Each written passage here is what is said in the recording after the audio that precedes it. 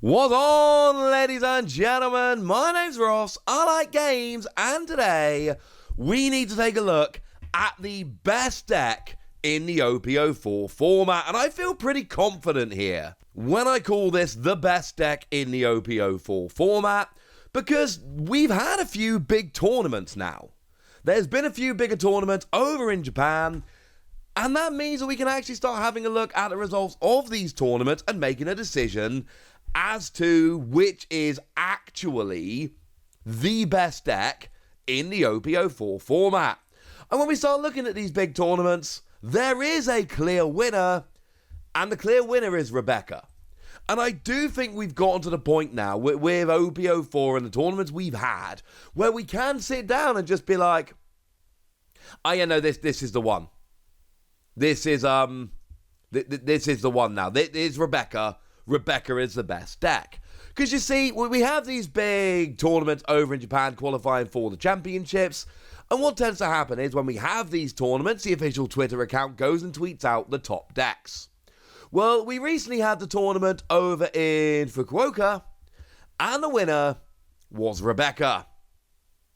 And the runner-up was Rebecca. And that's kind of the point I'm getting at here, ladies and gentlemen, where if the two finalists are both the same deck at these big tournaments where they have over 1,000 people, I do think it's fair to say at that point, no mucking about, no being silly, Rebecca is the best deck as it stands at the moment. Huge tournament, lots of people, cram them in a hall. Both the finalists happen to end up playing Rebecca. I mean, come on, ladies and gentlemen. That kind of tells you everything you need to know. So, with that borne in mind then, how does this Rebecca deck end up looking? Well, the thing about Rebecca is, we've not got a terribly, I don't mean this in a mean way, Rebecca isn't an exciting leader. I don't think that is an unfair thing to say. Rebecca is really not a very exciting leader like that. Because, sure, you've got dual color blue and black, but actually, if we have a look at the deck list, the winner's deck list played exactly one blue card, and the runner's-up deck list played exactly one blue card. Weirdly, not the same blue card. We'll get to them in a minute. But yeah, it is a black deck list where they can, pop in a blue card just for funsies there. But that really is it. That's all you get. And sure, you've got 5 life as a dual color leader, which is unusual, but you can't attack. And then the skill here is just, once during your turn, you can pay 1 Don. If you've got 6 or fewer cards in your hand, look at the top 2 cards of your deck, find a Dressrosa card and put it in your hand, trash the other one. That's it. That is it, ladies and gentlemen. That is literally it. So you've got a leader that can't attack. And the skill of this leader is basically go and grab a card from the top 2 cards of your deck and put an extra card in your discard. And that's it. That's the entire leader. And actually, we got enough stuff going on here with this Dressrosa deck that it works, ladies and gentlemen. It absolutely works. Now, there are some cards which we see kind of as... Now, the 2 decks that got first and second are actually quite different in a lot of ways. But there are some similarities between the 2. So, in terms of, little 1-cost helpers, both of those decks are playing Leo. Leo is, on play, you may rest your leader, but remember, it doesn't matter if you rest your leader because you can't attack anyway. And then if your leader has the Dressrosa type, which it will, KO up to one of your opponent's cost 1 or lower characters, and then trash 2 cards from the top of your deck. Well, this is fine. Interestingly enough, obviously it is a black deck, so we're going to be lowering cost a lot as well. That's just kind of a thing. So, okay, that makes perfect sense. You're KOing characters and you're building up the discard. That kind of works. And we see that generally all of these lists are also going to be playing around with Gyats, 1 cost 1000 power counter plus 2000, but up to one of your characters with the Dressrosa type may attack your opponent's characters that are active during this turn. That's another thing we see a lot with these Dressrosa decks, that you get to attack active characters. We see these in basically every deck. And similarly, if we go to the other end of the deck and we look at the big boys, there are a couple of big boys that we see in pretty much every version of the deck, one of which is, of course, your 7-cost Luffy. Now, I tell you how some of these are really loving the whole putting cards in your discard. The reason they're loving putting cards in your discard is because Luffy's got the skill. Firstly, it can attack active characters. I did tell you that that was a thing that we see with Dressrosa quite a lot. And secondly, activate main once per turn. You can return 7 cards from your trash to the bottom of your deck in any order, and then put this character active. But then it doesn't activate during your next refresh phase. But it doesn't really matter, because essentially you get 2 uses first time round, and then you've either got to take a turn off, or in order to refresh, you put 7 cards from your trash to the bottom of your deck. And this is why we see a lot of play for these cards that do have the whole trash your own cards mechanic, because that makes it closer to actually getting Luffy out. The other bigger character that we see in pretty much every version of this deck is that we are seeing Sabo here. Yes, it is the one that got the manga rare in OP-04. This Sabo card is just brilliant, honestly, ladies and gentlemen. 5 cost 6000 power, but it's a blocker, and on play your characters cannot be KO'd by card effects until the start of your next turn. And then you draw 2 and trash 2. So you're seeing more cards, you're having access to more cards, that's a good thing. But also, you're filling up your discard, or your trash, which as I mentioned, is a good thing. So that's what we see in terms of the lower end and the higher end of the deck in terms of which cards have to be played. There are a couple of other free costs that we do tend to see in every build of the deck. And if you've read the Dressrosa saga, these are going to be familiar characters that you would hope to be seeing in a deck just because thematically it's nice.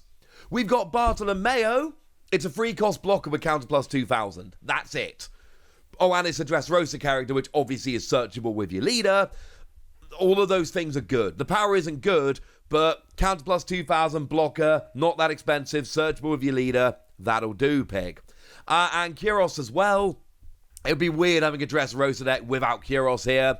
So, if it would be KO'd, you can rest your leader or a Corrida Coliseum instead. Bearing in mind your leader can't attack, so that's fine. And on play, if your leader is Rebecca, which it will be, KO up to one of your opponent's characters with a cost of 1 or less, then trash a card from the top of your deck. But again, black cards, you can play a bunch of things that reduce cost. And then, of course, you've also got trash a card from the top of your deck, which, as we mentioned with Luffy, is a very, very good thing. Bartolomeo and Kyros tend to turn up in every deck because they're just too gosh darn good. What is interesting is the winning deck over in Fukuoka didn't play Corrida Coliseum. Now, personally, if I'm playing this deck, I'm playing Corrida Coliseum. Firstly, you could rest it to keep Kyros alive if he would be KO'd, which seems like a good thing to me. But secondly, if your leader has a Dressrosa type, then your Dressrosa characters can attack characters on the turn they're played. Kind of like Rush, but you can only attack characters. You cannot actually go after life the turn that you're played. It's still very good, but it's just something to bear in mind. And then after that, there are a bunch of options that you can go for or not. So the 1-cost Rebecca is one that we see played in a bunch of decks, because on play, look at the top 3 cards of your deck, find a Dressrosa card other than Rebecca, put it into your hand. Yes, I know your leader will search Dressrosa, but this just gives you extra search and is a very good option. You don't have to play it, but it is a pretty good option that a bunch of decks do like to go for. Not essential, but very, very cool, and like I say, one that we do see played in a bunch of decks. Orlumbus is another one which we sometimes see played. Activate main once per turn, give up to one of your opponent's -4 cost, and then trash 2 cards from your deck. Then KO one of your Dressrosa characters. As a side note, if you're playing this, it combos really nicely with the 1-cost Rebecca, because that's the card you play and then it just kind of sits there. So any card that just kind of sits there is obviously a very nice one to be played along with this. Leo is another really good option to sacrifice using this card. On looking at it now, actually this is another one that was played in both of the finalist decks. So it's again a very, very good card. It's a very, very nice option. In terms of the blue cards, I should mention, like I say, there were two different ones, each played as a one-of in one of the decks. One was Thousand Worlds. That is the event card. It's a 4-cost, place up to one character of a cost of 5 or less at the bottom of its owner's deck, or 3 cost or less if you're going as a trigger. And it's just a nice card for a little bit of disruption, getting a character off the field, etc. So, yeah. Honestly, you see where they're coming from here, honestly. You can see where they're coming from. Very cool card. The other one that we saw played as a one-of was Kaya, because on play, draw 2, trash 2. Which is kind of it's the same skill we actually see on Sabo here, but it's drawing extra cards, and it's also filling up your trash, which is something we need to do for Luffy anyway, so that does kind of make a lot of sense. There is also one event card that we generally do tend to see played in all of these decks. We've gone through characters, but like I said, there is an event card, which pretty much, if you see a version of this deck, it is overwhelmingly likely you are going to see it in there. It is the 4-cost from OP-04, and it lets you choose one of your opponent's characters of a cost of 4 or less and KO it. Bearing in mind, Olympus will make an 8-cost into a 4-cost. And then if you've got 15 or more cards in your trash, and we've got a lot of cards at trash here, choose up to one of your opponent's characters of a cost of 6 or less instead of a character with a cost of 4 or less. And then again, the Olympus bringing it down by 4 will actually mean you get a 10 cost, which is the maximum possible cost here. Speaking of reducing cost, we do see some decks play the 10-cost Kazan here.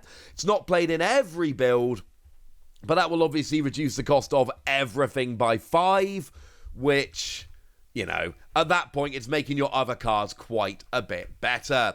There are different ways to build the deck, but generally the way we're going here is we can attack active characters, we've got a whole bunch of removal, we're ridiculously consistent, and oh yeah, Luffy can attack twice the turn you play it, and that leads to a lot of fun. It is a fast, consistent, powerful deck that lets you attack characters and has removal, so it makes it very difficult for your opponent to keep their characters on the board. This is a winners list on the left and the second place list on the right from Fukuoka, and you can see that there are a lot of similarities between them. Like I say, they're both playing Leo, they are both playing Gyatts, they're both playing Kyros, they're both playing Bartolomeo and Olympus and Sabo and Luffy, plus the event card. But there are some differences between them, but at the heart of the deck, it is still fast, consistent, great character removal, and that's why this deck ends up being so gosh darn good. Right, that's what you need to know. Now it's over to you guys. Tell me what you think about this. Tell me how excited you are to play this when OP-04 comes out. Tell me anything you want to tell me in the comment section. Go nuts! Be nice! And then make sure you like this video, subscribe to this channel, follow me on Twitter at TheWasi. That's where we talk One Piece and a bunch of other card games. And please do consider checking out patreon.com/PTCG where you can support the channel, get some bonus podcasts and all kinds of fun things. But by far the most important thing as always, look after yourselves till next time, would ya?